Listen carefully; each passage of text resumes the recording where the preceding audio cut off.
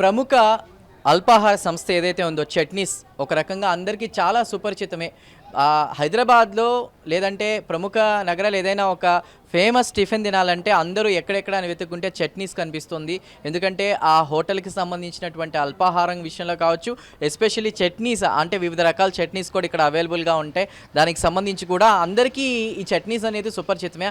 అది ఎవరిదో కాదు, అట్లూరి పద్మ ఎవరైతే ఉన్నారో వాళ్ళకి సంబంధించినటువంటి చట్నీస్కి సంబంధించి కూడా ఇవాళ నగర వ్యాప్తంగా ఉన్నటువంటి చట్నీస్ అల్పాహార హోటల్కి సంబంధించి కూడా సోదాలు నిర్వహిస్తున్నారు అధికారులు. కానీ ఈ సోదాలు ఎందుకు?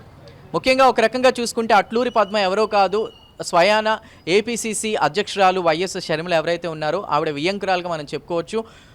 అట్లూరి పద్మ కుమార్తె అట్లూరి ప్రియ ఎవరైతే ఉన్నారో రీసెంట్గా అటు వైఎస్ షర్మిల కుమారుడు రాజారెడ్డికి ఇచ్చి వివాహం చేయడం కూడా జరుగుతుంది. ఈ నేపథ్యంలో ప్రస్తుతం ఈ చట్నీస్కి సంబంధించి హోటల్పై దాడులు నిర్వహించడం, సోదాలు చేయడానికి సంబంధించి కూడా సంచలనంగా మారిందని చెప్పుకోవచ్చు. అయితే ఈ సోదాలు ఎందుకు, ఎవరు చేయిస్తున్నారు అనేది మాత్రం బయటికి రాలేదు. అంటే ఒక రకంగా ఏపీ వ్యాప్తంగా చూసుకున్న జగన్పై కూడా విమర్శలు చేస్తూ సొంత అన్న అయినటువంటి వైఎస్ జగన్కి సంబంధించి కూడా వైఎస్ షర్మిల ఏపీసీసీ అధ్యక్షురాలుగా బాధ్యతలు చేపట్టినప్పటి నుంచి విమర్శలు సంధిస్తున్నారు. అటు కేంద్రంపై సంధిస్తున్నారు, అదేవిధంగా ప్రత్యేక హోదాకు సంబంధించి అడిగేటువంటి విషయంలో కూడా విఫలమయ్యారు.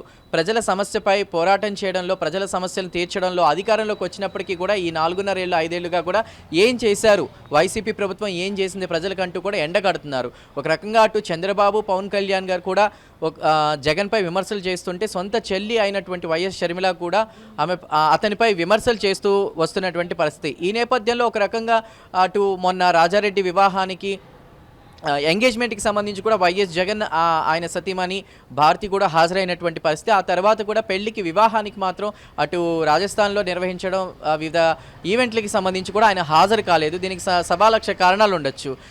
అంటే మొన్న రిసీవ్ చేసుకునే విషయంలో ఇటు జనసేన అధినేత పవన్ కళ్యాణ్ని ఎంత హ్యాపీగా రిసీవ్ చేసుకున్నారో వైఎస్ షర్మిల, జగన్ విషయంలో మాత్రం అలా జరగలేదు.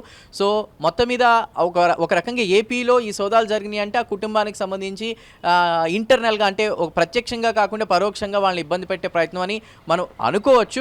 కానీ ఇక్కడ తెలంగాణ వ్యాప్తంగా ఉన్నటువంటి హోటల్పై చట్నీస్ హోటల్కి సంబంధించి కూడా ఈ సోదాలు జరగడం అనేది ఎవరికి అర్థం కాని పరిస్థితి. నగర వ్యాప్తంగా ఉన్నటువంటి చట్నీస్ హోటల్లో ఈ రకంగా ఉదయం నుంచి కంటిన్యూస్గా సోదాలు జరగడం వెనక ఎవరి ప్రమేయం ఉంది అనేది మాత్రం మనం వెయిట్ చేసి చూడాలి. బట్ ఏదేమైనప్పటికీ కూడా ఇలా సోదాలు నిర్వహించడం వెనక అటు చట్నీస్ సంస్థకి సంబంధించినటువంటి వాళ్ళు కానీ, అటు ఐటీ సంస్థలు కానీ ఎవరైతే సోదాలు నిర్వహిస్తున్నారో వాళ్ళు ఎవరు కూడా ఇప్పటివరకు ఏ ఇన్ఫర్మేషన్ బయటకి చెప్పకపోవడం అనేది మనం ఆలోచించాల్సిన విషయం.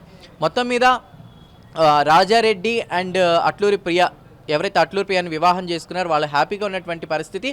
ఏదైతే వివాహ సమయంలో వైఎస్ షర్మిల కొంత బ్రేక్ తీసుకున్నప్పటికీ కూడా మళ్ళీ ఎలక్షన్స్ దగ్గరకు వస్తున్న వేళ విమర్శలు సంధిస్తూ కూడా అటు బీజేపీపై కావచ్చు, అదేవిధంగా ఏవైతే హామీలు ఇచ్చారో వాటిని నిలబెట్టుకోవడంలో విఫలమయ్యారని బీజేపీ మీద కావచ్చు, ఏపీ ప్రభుత్వం మీద కావచ్చు వరుసగా విమర్శలు చేస్తున్నటువంటి పరిస్థితి.